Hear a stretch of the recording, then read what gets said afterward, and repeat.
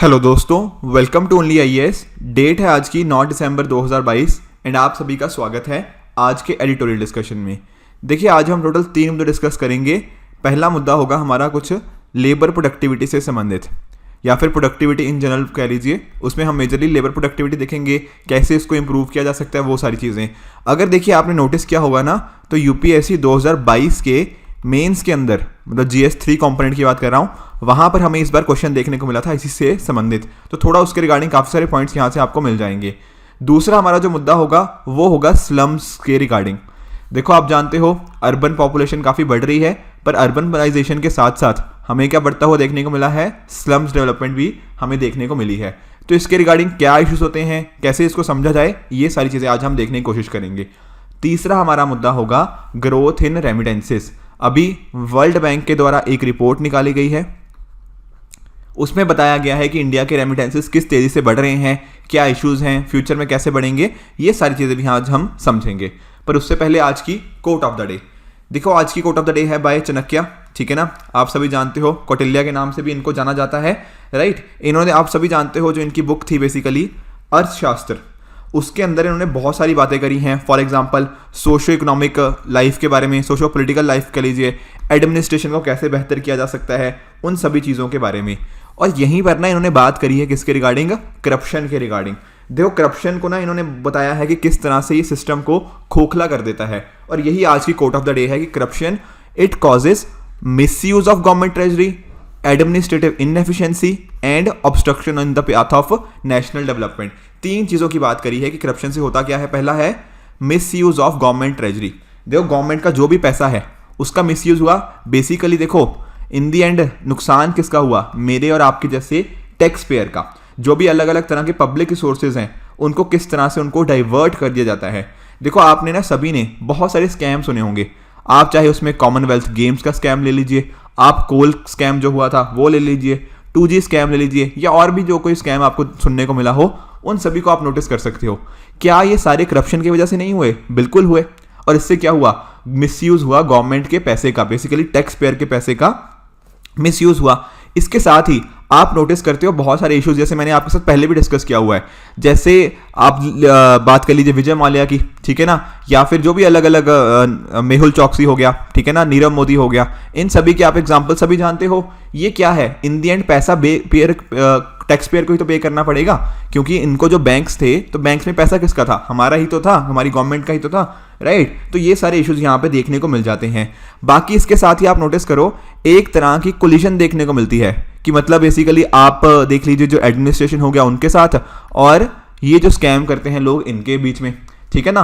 तो एक crony capitalism का भी पॉसिबिलिटी यहाँ पर डेफिनेटली रहती है, राइट। तो इस तरह से होता क्या है, गवर्नमेंट ट्रेजरी का मिसयूज होता है। उसकी तरह ही दूसरी बात क्या बोली है, एडमिनिस्ट्रेटिव इनएफिशिएंसी। अब यहां पर क्या है, देखो आप एक चीज रियलाइज करो, मान लो एक एडमिनिस्ट्रेशन के अंदर बंदा है, ये बिल्कुल ऑनेस्ट है, ऑन द अदर हैंड एक दूसरा बंदा है, ये काफी डिसऑनेस्ट है, ठीक है सर। अब करप्शन से पता क्या हुआ, ये बंदा बहुत अमीर हो गया और ये ऑनेस्ट वाले बंदे को कुछ भी नहीं मिला लाइफ के अंदर। तो ये भी ना इसको देखेगा कि यार इसने तो लाइफ में कितना कुछ अचीव कर लिया, मुझे तो कुछ भी नहीं मिल पाया। तो ये सारी चीजें क्या करती हैं, एडमिनिस्ट्रेटिव इनएफिशिएंसी को बढ़ावा देती हैं।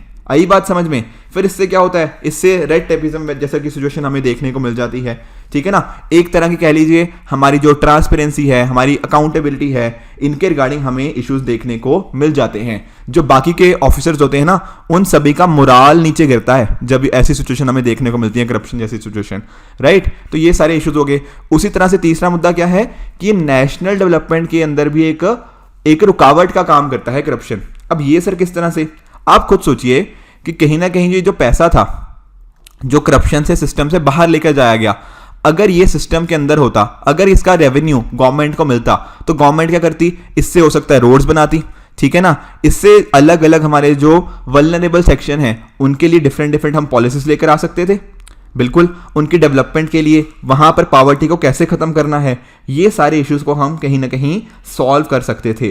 तो अगर इंडिया की नेशनल डेवलपमेंट को रोकना है ना, बेसिकली उसको और रफ्तार देनी है, तो हमें करप्शन को डेफिनेटली रोकना पड़ेगा। तो इस तरह की चीजें आप यहां पर देख सकते हो, और ई गवर्नेंस इसमें एक प्रॉपर माध्यम हो सकता है।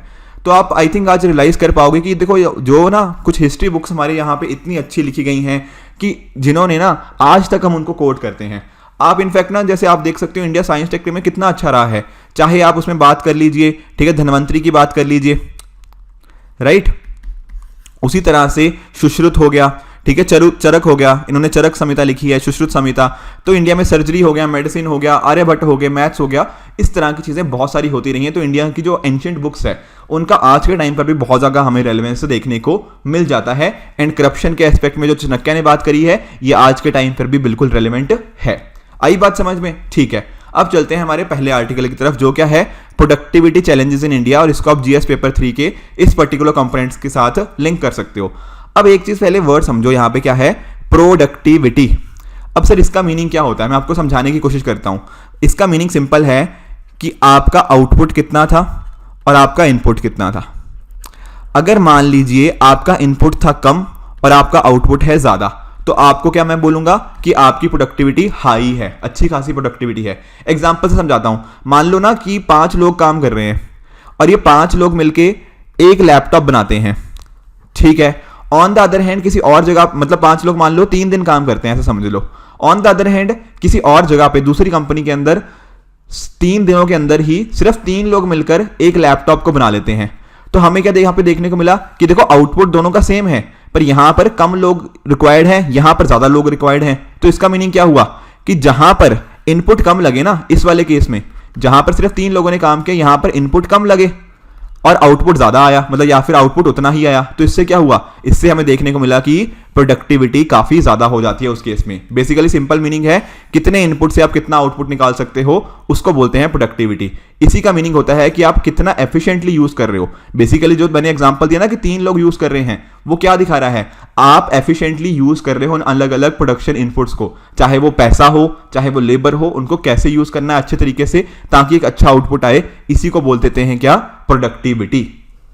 अब देखिए प्रोडक्टिविटी के भी ना डिफरेंट मेजर्स हो सकते हैं। जैसे एक तो था लेबर प्रोडक्टिविटी, जो मैंने आपको बताया अभी कि कितने नंबर ऑफ वर्कर यूज्ड हैं, ठीक है ना, उस हिसाब से कितना आउटपुट आया, या फिर कितने घंटे उन्होंने काम किया उस हिसाब से कितना आउटपुट आया। ये हो गया लेबर प्रोडक्टिविटी का मीनिंग। अब अगर आप ध्यान से नोटिस करोगे ना, ये लेबर प्रोडक्टिविटी और जीडीपी पर कैपिटा, इनका काफी ज्यादा साथ में लिंकेज है। कैसे, देखो आप खुद सोचो, प्रोडक्टिविटी का मैंने आपको मीनिंग क्या बताया था, आउटपुट डिवाइडेड बाय इनपुट। अगर प्रोडक्टिविटी ज्यादा होगी, कहीं ना कहीं इसका मीनिंग ये नहीं है कि हम कम इनपुट यूज करते हुए अच्छा खासा आउटपुट जनरेट कर रहे हैं। और आउटपुट क्या होता है, अरे भैया यही तो जीडीपी होती है, आउटपुट। तो अगर आउटपुट अच्छा होगा तो जीडीपी अच्छी होगी, और जीडीपी पर कैपिटा, पर पर्सन जीडीपी भी तो ज्यादा ही होगी। और अगर आप सोचो अगर जीडीपी ज्यादा है हमारी पर पर्सन, तो क्या इसका मीनिंग ये नहीं होगा कि इंडिया में लोगों का स्टैंडर्ड ऑफ लिविंग अच्छा है? बिल्कुल, ठीक है ना। आप खुद रियलाइज करो, अगर आप अच्छा कमाओगे, सारी चीजें आपकी डेफिनेटली प्रोडक्टिविटी ज्यादा होगी, तो ओवरऑल आपका लिविंग स्टैंडर्ड भी धीरे धीरे अच्छा होता रहेगा। उसी तरह से देखो एक होता है क्या, टोटल फैक्टर प्रोडक्टिविटी, टीएफपी। अब इसका मीनिंग क्या होता है, देखो यहां पर बस फर्क क्या है, बहुत सारे इनपुट्स ले लेते हैं। जैसे फॉर एग्जांपल आपने लेबर ले लिया, कैपिटल ले लिया, इस तरह की चीजें जितने भी इनपुट्स हो सकते हैं वो सारी चीजें इसके अंदर इंक्लूड कर ली। अब आप एक चीज रियलाइज करो, मान लो आपने किसी चीज को ना इनपुट को कम करते हुए ज्यादा आउटपुट लेकर आना है, तो वो कैसे हो सकता है, वो हो सकता है टेक्नोलॉजिकल प्रोग्रेस के थ्रू। मैं आपको समझाता हूं, मान लो ये ना एक छोटा सा पीस ऑफ लैंड है, राइट।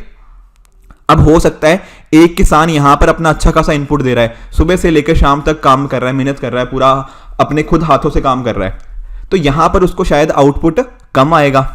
पर हो क्या सकता है, वो कुछ टेक्नोलॉजी का इसके अंदर यूज कर ले, मान लो ट्रैक्टर यूज कर लिए, अच्छे सीड्स यूज कर लिए, अच्छा कोई इनोवेटिव चीज यूज कर ली, उससे क्या होगा, उसका आउटपुट बढ़ जाएगा।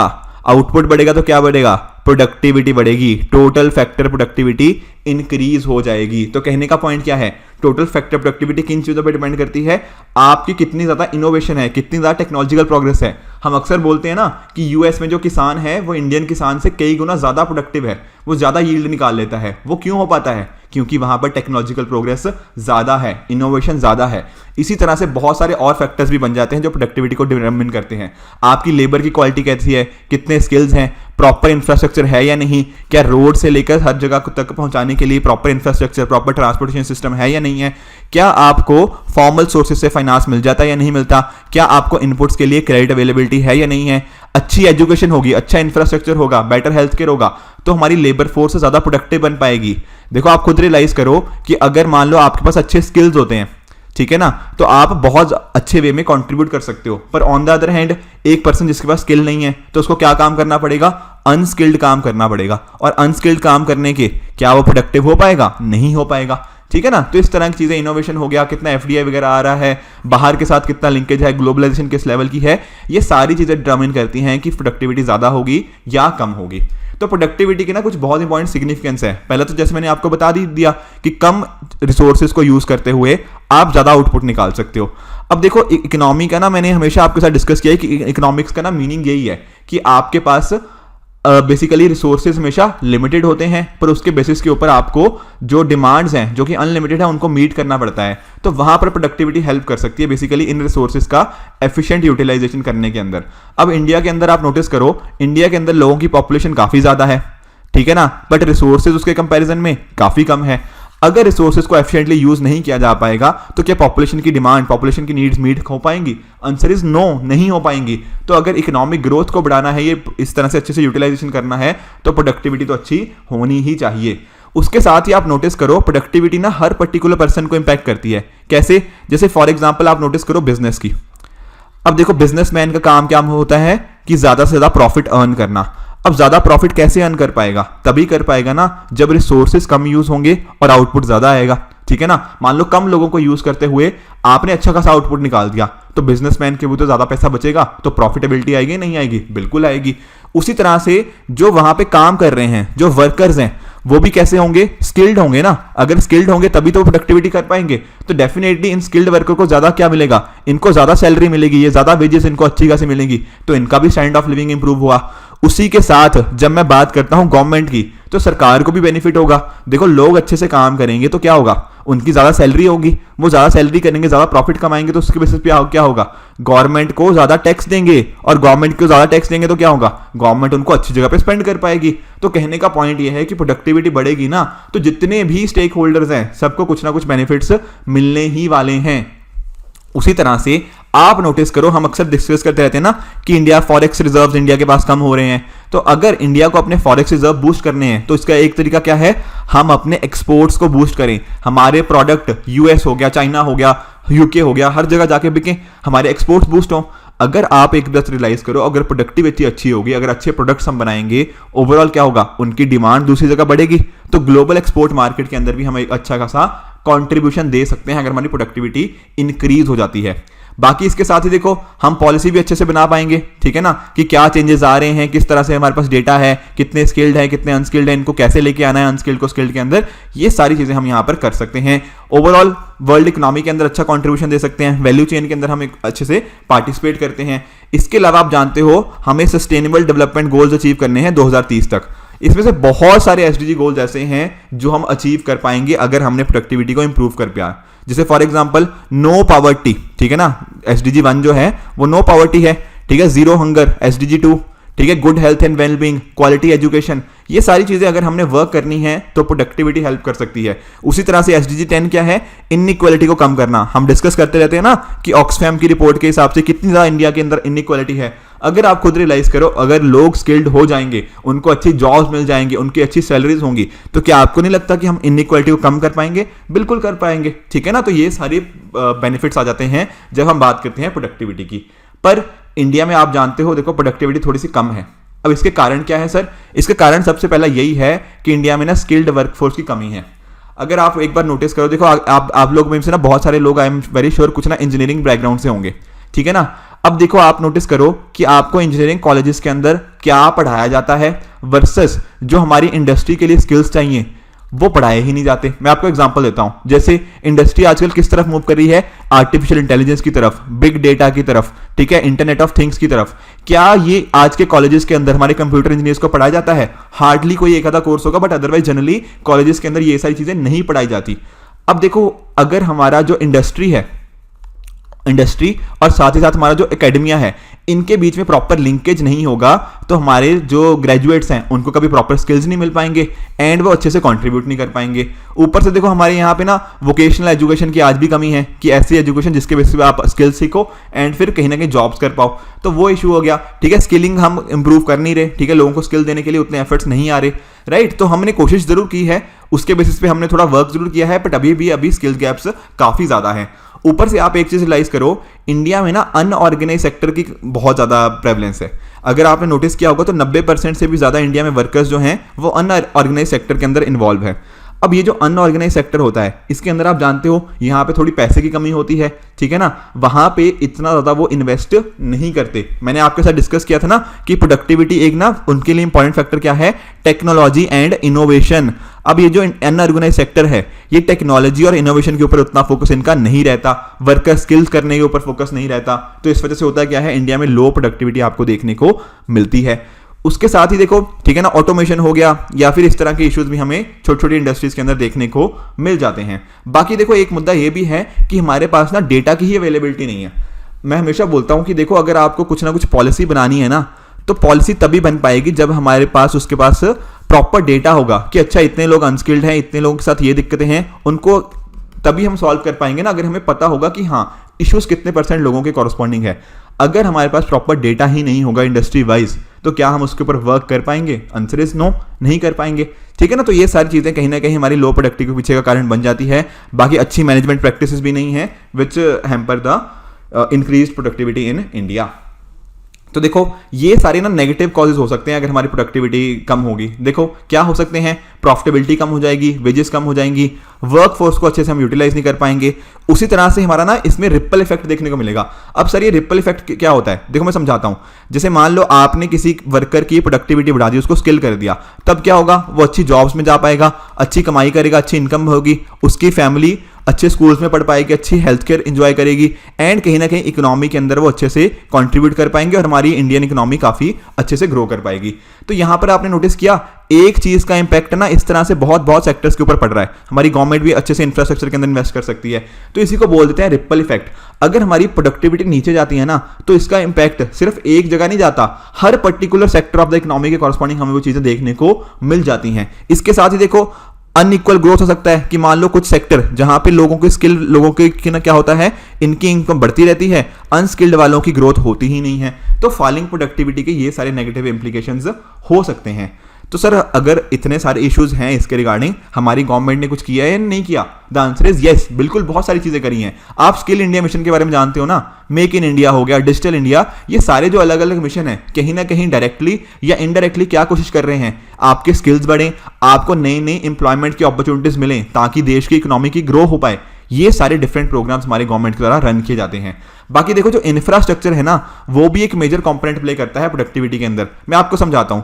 देखो अगर आपने इंडिया की ना लॉजिस्टिक कॉस्ट के बारे में आप जानते हो, ठीक है, मैंने पहले भी डिस्कस किया हुआ है, तो नियरली 14% ऑफ जीडीपी हमारी लॉजिस्टिक कॉस्ट है। दरअसल में होता क्या है ना, हमारा इंफ्रास्ट्रक्चर उतना अच्छा नहीं है, ठीक है, तो इस तरह के इश्यूज हमें यहाँ पे देखने को मिल जाते हैं जिसकी वजह से हमारी लॉजिस्टिक कॉस्ट काफी खराब हो जाती है। अगर आप इसको कंपेयर करोगे ना तो बाकी जो डेवलप्ड कंट्रीज हैं वहां पर ये कॉस्ट 7-8% के आसपास कहीं ना कहीं लाई करती है। तो इससे क्या होता है, इंडिया के जो प्रोडक्ट्स हैं वो महंगे हो जाते हैं। देखो अगर आप खुद सोचो, अगर आपने कोई चीज बना भी दी पर उसको ट्रांसपोर्ट करने के अंदर, उसको पैकेजिंग करने के अंदर, ठीक है, उसका स्टोरेज के अंदर, उसको किस तरह से आपको उसकी मार्केटिंग करनी है, ये सारे इश्यूज इंडिया में बहुत कॉमन है, ठीक है ना। उसकी वजह से इंडियन प्रोडक्ट्स की कॉस्ट बढ़ जाती है एंड हम उन चीजों को एक्सपोर्ट नहीं कर पाते। तो इसके ऊपर वर्क करना बहुत जरूरी है और इसीलिए हमारी गवर्नमेंट का एक एम्बिशियस प्लान है, दैट इज पीएम गति शक्ति। अब सर पीएम गति शक्ति क्या है? देखो पीएम गति शक्ति ना नेशनल प्लान है हमारा फॉर मल्टी मोडल कनेक्टिविटी। देखो आप एक चीज रियलाइज करो, हमारी जो अलग अलग मिनिस्ट्रीज है ना वो अलग अलग तरह से काम करती हैं।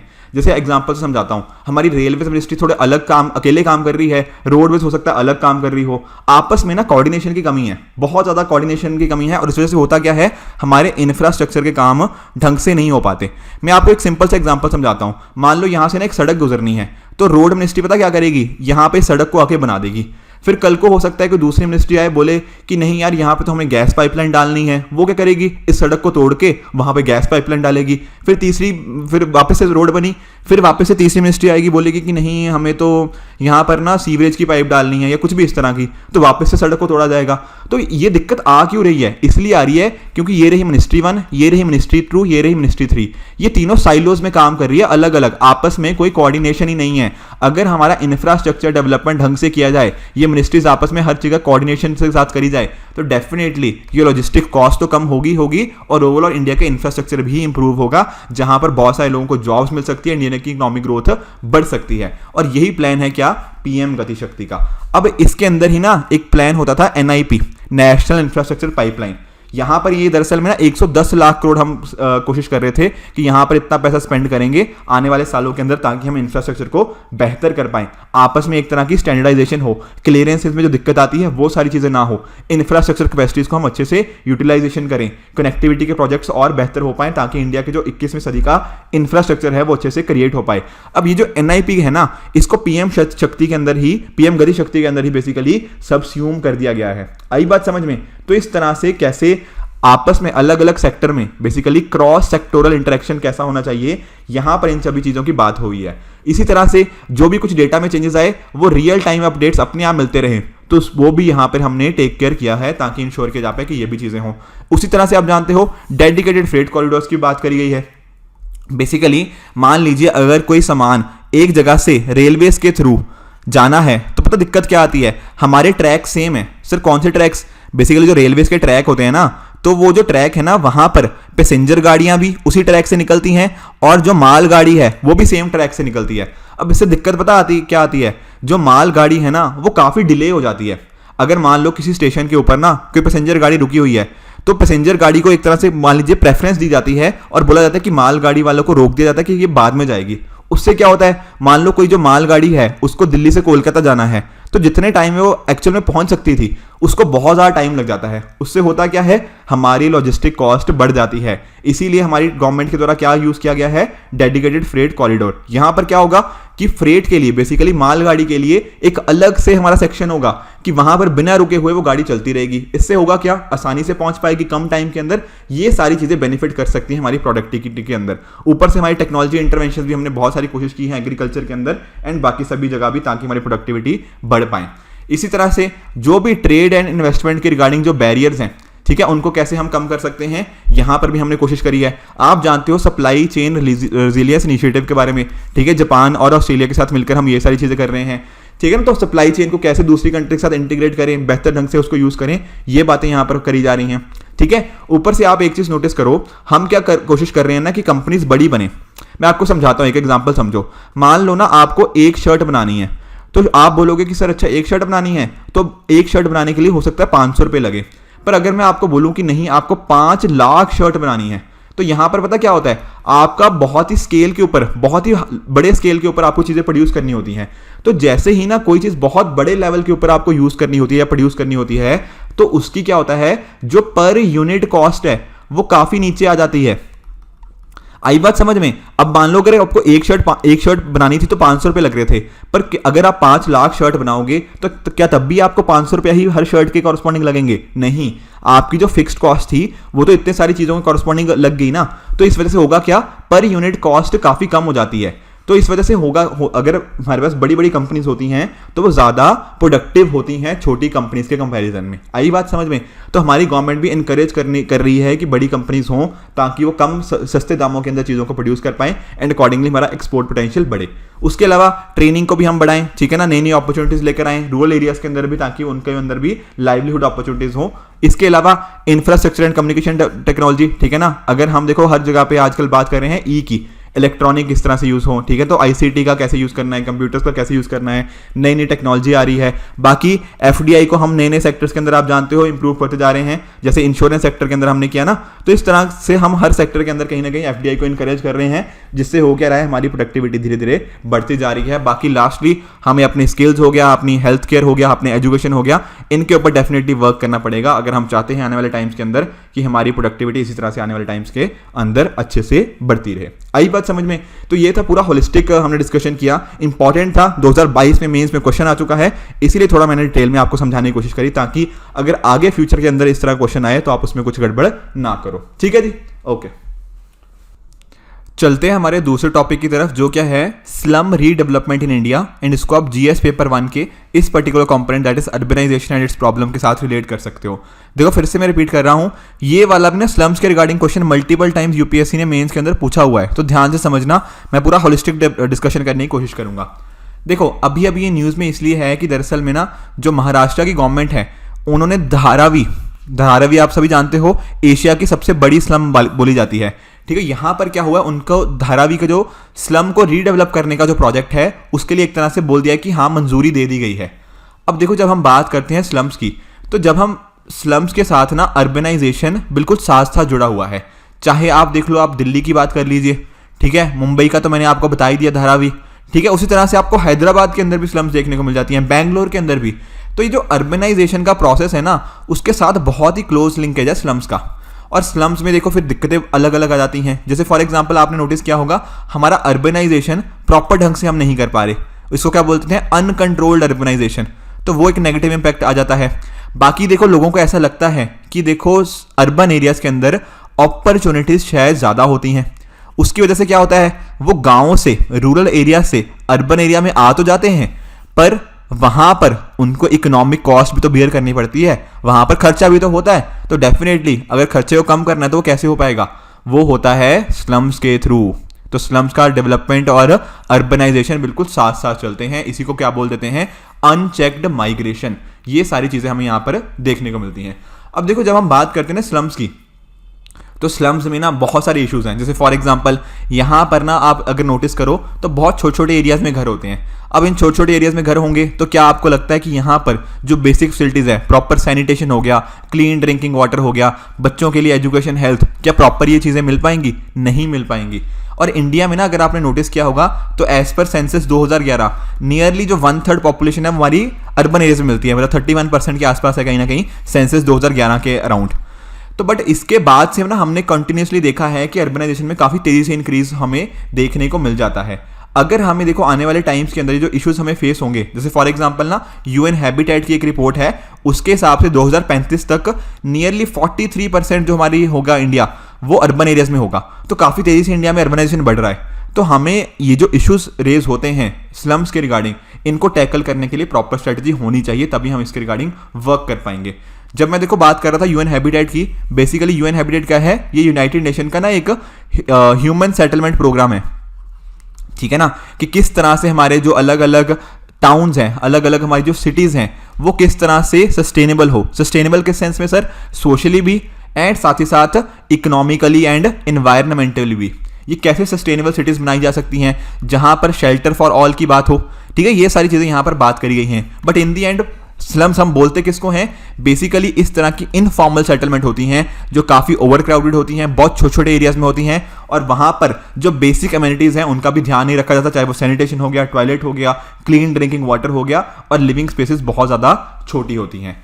अब जैसा कि मैं आपके साथ डिस्कस कर रहा था कि कुछ कारण है जिसकी वजह से स्लम्स की इंडिया में ग्रोथ होती है, उनमें सबसे मेजर रीजन यही है कि ज़्यादा से ज़्यादा लोग माइग्रेशन करते हैं, ठीक है ना। जो मैं आपके साथ डिस्कस करी थी ना, जो डिस्ट्रेस्ड माइग्रेशन की मैं बात कर रहा था कि थोड़ी उनको लगता है कि अपॉर्चुनिटी ज़्यादा है तो वहाँ पे माइग्रेट कर जाते हैं, पर अर्बन एरियाज़ में उस पॉपुलेशन को केटर करने के लिए उतनी जगह नहीं होती, ठीक है। तो ये सारे इश्यूज हमें यहाँ पर देखने को मिलते हैं कि लैंड की यहाँ पे शॉर्टेज हमें देखने को मिल जाती हैं।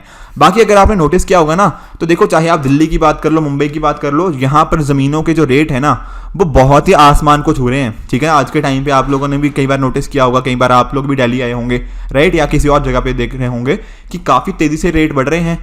अब लोगों के पास इतना पैसा तो सबके पास नहीं होता ना कि इतना रेंट पे कर पाएं, तो होता क्या है फिर स्लम्स की तरफ वो बढ़ जाते हैं। ऊपर से देखो ब्लैक मनी जैसी चीज़ें होती हैं, और इससे क्या होता है जो रियल एस्टेट के प्राइसेस हैं वो आर्टिफिशियली काफ़ी ज़्यादा हाई हो जाते हैं। बाकी इसके साथ ही हमारी लोकल बॉडीज के कॉरस्पॉन्डिंग भी ना करप्शन देखने को मिलता है। आज ही तो हमने करप्शन की डिस्कशन की ना, एडमिनिस्ट्रेटिव इनएफिशिएंसी, स्टार्टिंग मैंने कोर्ट ऑफ द डे के अंदर बताया। तो ये जो करप्शन होती है उसकी वजह से क्या होता है, उसकी वजह से जो हमने हमारी गवर्नमेंट अलग अलग प्रोजेक्ट्स लेकर आती है कि हाँ इनके लिए घर बनाओ, ये सारी चीज़ें, वो घर कभी बन ही नहीं पाते, ठीक है ना, काफ़ी सालों तक डिले रहता है। बाकी कई जगह पे ऐसा भी होता है कि हमारी government basically political will he नहीं होती, राइट। होता क्या है कि जो लोग होते हैं ना कि बेसिकली कुछ जो एक तरह का कह लीजिए कि क्रोनी कैपिटलिज्म हमें देखने को मिल जाता है। जो भी पॉलिसीज बनती हैं वो रियल एस्टेट डेवलपर्स के फेवर में मिलती हैं और ना कि जो स्लम के अंदर रह रहे हैं उन लोगों के फेवर के अंदर। तो ये सारी चीज़ें हमें देखने को मिल जाती हैं और इसकी वजह से काफ़ी सारे इश्यूज भी आ जाते हैं, जैसे कि प्रॉपर फैसिलिटीज़ नहीं है, चाहे वो इलेक्ट्रिसिटी हो गया, सीवरेज हो गया, प्रॉपर स्कूल्स हो गया, प्रॉपर हॉस्पिटल हो गया। उससे क्या होता है, फिर अभी जब हमने डिस्कस किया प्रोडक्टिविटी कैसे बढ़ेगी भैया इनकी, पहला आर्टिकल डिस्कस किया ना, प्रोडक्टिविटी के लिए क्या चाहिए, अच्छी हेल्थ, अच्छी एजुकेशन, अच्छे स्किल्स चाहिए। पर क्या स्लम्स के अंदर ये पॉसिबल है? आंसर है नहीं। ऊपर से ठीक है ना, बहुत छोटे छोटे घरों में रहना पड़ रहा है एंड अकॉर्डिंगली नेगेटिव इंपैक्ट उनकी हेल्थ के ऊपर आ जाता है।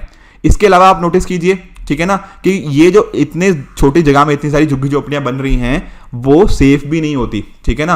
हो सकता है किसी दिन ये अपने आप गिर जाए, ठीक है ना। क्लाइमेट के लिए भी काफी नेगेटिव इंपैक्ट इसका हो सकता है, राइट। तो ये सारे इश्यूज हमें यहाँ पे देखने को मिलते हैं। इसके अलावा ना अगर आपने नोटिस किया होगा तो ये जो स्लम्स होती हैं यहाँ पर डिजीजेस काफी तेजी से फैलती हैं। आपने अक्सर सुना होगा जैसे मलेरिया हो गया, कॉलरा हो गया, टाइफाइड हो गया, यहाँ पर फैलने का खतरा बहुत ज्यादा रहता है। क्यों रहता है? क्योंकि देखो प्रॉपर टॉयलेट नहीं है, प्रॉपर सैनिटेशन नहीं है, प्रॉपर क्लीन ड्रिंकिंग वाटर नहीं है, तो डेफिनेटली डिजीज तो फैलेंगी। अगर आपको याद होगा ना कोविड-19 का टाइम, तब भी हमने यहाँ पे देखने को मिला था। देखो कोविड-19 टाइम के अंदर क्या चाहिए होता है, थोड़ी आइसोलेशन चाहिए होती है, थोड़ा अलग से रहें, थोड़ा अकेले में रहें, राइट। पर क्या ऐसी स्लम्स के अंदर ये चीजें पॉसिबल हैं? The answer is no. तो डिजीजेस की भी जहां पे ज्यादा स्प्रेड देखने को मिलता है। ऊपर से देखो कभी भी इनको वहां से निकाला जा सकता है, ठीक है ना। अगर वो कहीं रह भी रहे हैं ना तो होता क्या है, कोई इंसान आ जाते हैं, कोई माफिया आ जाते हैं वहां के, वो बोलते हैं कि नहीं यहाँ से निकलो, हटो, ये तुम्हारी जमीन नहीं है। तो इस तरह की चीजें देखने को मिल जाती हैं।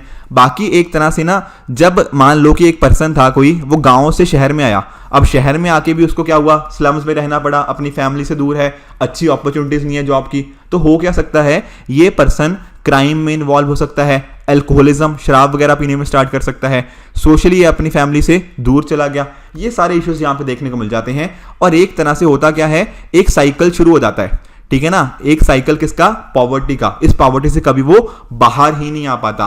देखो गरीबी की वजह से क्या हुआ, स्लम्स हुई, स्लम्स की वजह से गरीबी हुई, इस तरह से साइकिल चलता ही जाता है।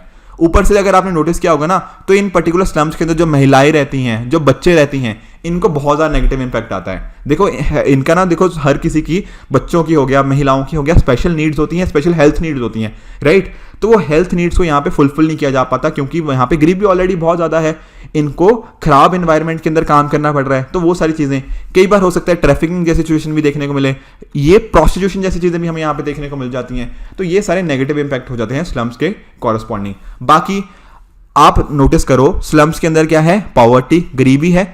तो क्या जब किसी बच्चे को बर्थ होगा, क्या आपको लगता है कि हॉस्पिटल में जाके जो हम बात करते हैं ना इंस्टीट्यूशनल डिलीवरी की, कि प्रॉपर टीका लगवाओ, ठीक है, प्रॉपर चेकअप हो, क्या वो करवा पाएंगी? ऑल्दो हमारी गवर्नमेंट ने बहुत सारी स्कीम्स दी हुई हैं जिसमें ये सारी चीजें फ्री होती हैं, बल्कि पैसे भी प्रोवाइड किए जाते हैं, पर यहाँ पर अवेयरनेस ही नहीं है।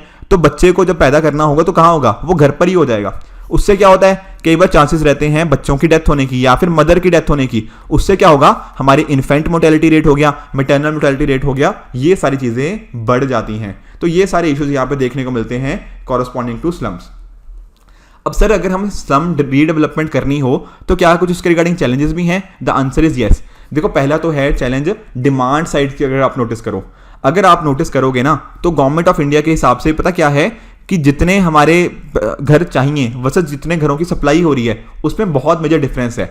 नियरली ना 19 मिलियन, मतलब 1,90,00,000 घरों की अर्बन इंडिया के अंदर शॉर्टेज चल रही है। और ज्यादातर इनमें से कौन है? ज्यादातर इनमें से वो लोग हैं जो काफी गरीब हैं, बेसिकली जिनकी मंथली इनकम 25,000 रुपए से कम है, वो वाले हाउस होल्ड की यहाँ पे बात करी जा रही है। इसके अलावा देखो हमारी गवर्नमेंट ने ना बहुत सारी स्कीम्स लेकर आ चुकी हैं कि इनको ना, जो लोग अपने घर बनाना चाहते हैं उनको कुछ तरह की सब्सिडी मिले, ठीक है ना। अलग अलग जो हाउसिंग फाइनेंस कंपनीज हैं वो उनको आसानी से लोन दे पाए, ये सारी बातें करते हैं। पर ऐसा नोटिस किया गया है कि हाउसिंग फाइनेंस कंपनीज जो गरीब लोग होते हैं उनको लैंड करने के लिए उतनी तत्पर नहीं रहती, उतना वो नहीं इनको लैंड करना चाहती। क्यों नहीं लैंड करना चाहती? क्योंकि उनको लगता है कि पता नहीं पैसा वापस करेंगे नहीं करेंगे, ठीक है ना। तो ये सारे इश्यूज हमें यहाँ पर देखने को मिल जाते हैं जब हम बात करते हैं डिमांड साइड की। दूसरी तरफ से देखो सप्लाई साइड के भी इश्यूज हैं। अब देखो भैया मुझे एक बात बताओ, हमारी जमीन तो इतनी लिमिटेड ही है ना, लैंड तो इतनी ही है, अगर ज्यादा लोग हो जाएंगे तो उतनी ही लैंड में उनको कहीं ना कहीं करना पड़ेगा। ऐसा थोड़ी है कि लैंड कहीं से आसमान से आ जाएगी, नहीं। तो अगर नोटिस क्या करने वाला है, नोटिस करो अगर आप कि 43% हमारा 2035 तक अर्बन एरियाज में होगा, तो लैंड की डिमांड बहुत ज्यादा बढ़ती जाएगी। पर लैंड तो लिमिटेड है, तो किस तरह से उसको वर्क कर पाएंगे? तो ये सप्लाई साइड का इशू आ गया। ठीक है ना। तो इस तरह से आप सारे इश्यूज यहाँ पर नोटिस कर सकते हो कि ये सारे इश्यूज हमें यहाँ पर देखने को मिल जाते हैं, ठीक है। उसके साथ ही देखो हमारी जो कंस्ट्रक्शन कॉस्ट है वो भी बहुत ज़्यादा बढ़ रही है। अगर आपने देखो अभी रिसेंट टाइम के अंदर घर बनाया होगा ना, तो आपने जो भी चीज़ें आप देखो घर बनाने के लिए, मान लो आपको सीमेंट चाहिए, आपको बजरी चाहिए, आपको रेता चाहिए, आपको और भी कोई चीज़ चाहिए हो, ठीक है ना, आपको सरिया वगैरह चाहिए होगा, तो उनके जो कॉस्ट है, हर चीज़ की कॉस्ट बहुत ज़्यादा बढ़ती जा रही है। ऊपर से जिनको जो काम करेंगे उनकी कॉस्ट भी बढ़ रही है, लेबर कॉस्ट बेसिकली। तो होता क्या है, घर बनाना ना एक्चुअल में बहुत ज़्यादा महंगा हो गया है, तो ये भी एक इशू रहता है। बाकी अगर आप नोटिस करो, अगर अर्बन एरियाज के अंदर हमें कुछ डेवलपमेंट करनी होती है ना, तो वहां पर अप्रूवल लेना पड़ता है। कुछ अप्रूवल हमें चाहिए होते हैं स्टेट गवर्नमेंट से, कुछ चाहिए होते हैं सेंट्रल गवर्नमेंट से। अब ये अप्रूवल लेना ही बहुत मुश्किल हो जाता है। तो होता क्या है, अगर कोई प्रोजेक्ट मान लो 1 साल में खत्म होना था, उसको खत्म होते होते कई साल ज्यादा लग जाते हैं। तो ये भी एक मेजर इशू आ जाते हैं।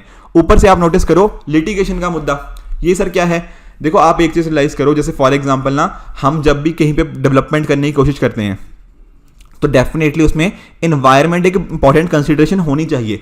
पर होता क्या है, कई बार ना जब भी कहीं डेवलपमेंट होने वाली होती है, वहां पर हम बोल देते हैं कि यहाँ पे तो देखो अगर डेवलपमेंट हो जाएगी तो एनवायरनमेंट को नुकसान हो जाएगा। फिर क्या होता है, ये मुद्दा चले जाएगा कहाँ पे भैया, ये मुद्दा चला जाएगा कोर्ट के अंदर। एक बार मुद्दा गया, फिर आप जानते हो क्या, तारीख पे तारीख। जो प्रोजेक्ट सोचा गया था 1-2 साल में कंप्लीट होने का, उसको पता नहीं अब 15 साल लगेंगे, 20 साल लगेंगे, कितने साल लगेंगे। जैसे फॉर एग्जांपल ये धारावी की हम बात कर रहे थे ना, इसको रीडेवलपमेंट करने की बात कर रहे थे, यहाँ पर भी सेम चीज़ हो रही है कि यहाँ पर एक PIL फाइल कर दी गई है कि माहिम नेशनल पार्क को, नेचर पार्क को ये इम्पैक्ट करेगा। तो ये सारे इश्यूज हो सकते हैं। उसके अलावा ऐसा भी देखा गया कि अगर कहीं हमने ना डेवलपमेंट कर भी दिया, वहाँ पर घर बना भी दिया, तो जो टेनेंट है वहाँ का, वो आगे किसी और टेनेंट को ये दे देगा घर। हमने देखो कोशिश क्या करी थी, हमने घर इसलिए बनवाए थे ना कि ये जो लोग झुग्गी झोपड़ियों में रह रहे हैं, ये वहां से छोड़ के अपने घरों में रहें, ठीक है, जहां पे प्रॉपर घर बनाए गए हैं। पर नोटिस किया गया कि वो अपनी झुग्गी झोपड़ियों को नहीं छोड़ते, जहां पे उनके लिए घर बनाया गया है वो किसी और सब टेनेंट को लैंड कर दिया जाता है।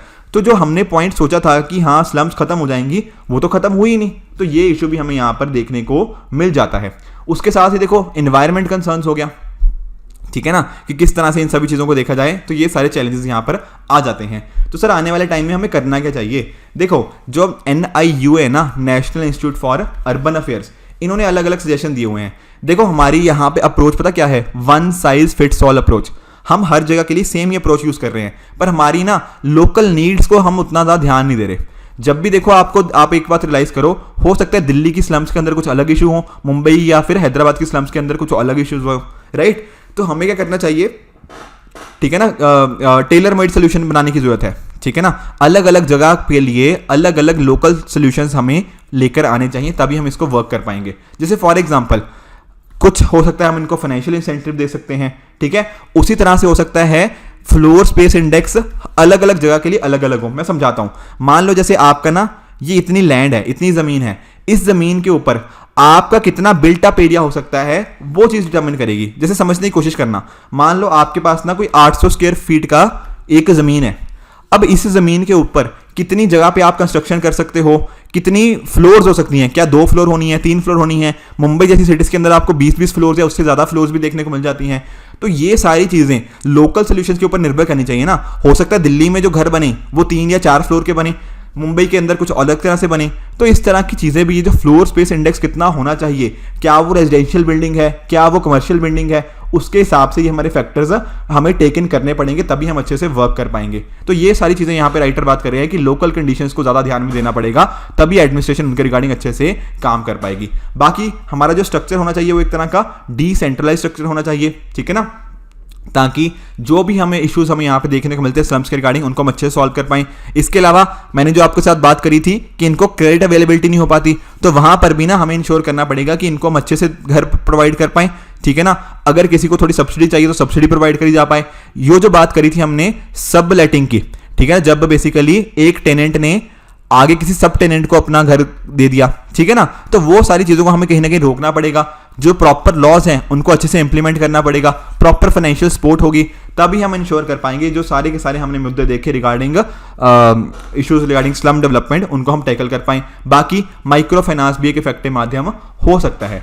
तो एक तरह से अर्बनाइजेशन इंपॉर्टेंट है इंडिया के लिए डेफिनेटली, पर वो ना अनप्लैंड अर्बनाइजेशन नहीं होनी चाहिए। वो कैसी होनी चाहिए? Sustainable urbanisation. और इसको हमने अच्छे से यूटिलाइज किया तो हमारे सस्टेनेबल डेवलपमेंट गोल्स, देखो नो पॉवर्टी वाला, उसको भी हम यूज कर सकते हैं, ठीक है। Zero hunger, good health and wellbeing, ये डिफरेंट जो एसडीजी गोल्स हैं हम डेफिनेटली उनको अचीव कर सकते हैं। और जो स्लम्स के रिगार्डिंग सारे इश्यूज आते हैं उनको भी हम अच्छे से टैकल किया जा सकता है। तो ये हो गया हमारा दूसरा एडिटोरियल। देखिए हमारा जो तीसरा मुद्दा है वो है the sustained growth in remittances, और इसको आप जीएस पेपर 3 के इस पर्टिकुलर कंपोनेंट के साथ रिलेट कीजिए। देखो बट आई थिंक ना आज का जो हमारा एडिटोरियल है काफ़ी लंबा हो चुका है ऑलरेडी, ठीक है। प्लस मुझे किसी अर्जेंट काम की वजह से कहीं जाना भी पड़ रहा है, तो व्हाट विल डू इज कि इसको मैं कल टेक अप कर लूँगा आप सभी के साथ, ठीक है। तो कल के जो एडिटोरियल्स होंगे वो भी डिस्कस कर लेंगे, एंड साथ ही साथ मैं ये पर्टिकुलर आर्टिकल भी आपके साथ कल ही डिस्कस कर लूँगा, ठीक है फ्रेंड्स। तो ये थी आज की डिस्कशन। आई होप आपको सारे मुद्दे अच्छे से समझ आए होंगे। इसी तरह से आप भी अपने एंड पे हार्डवर्क करते रहिए। Good bye and good luck.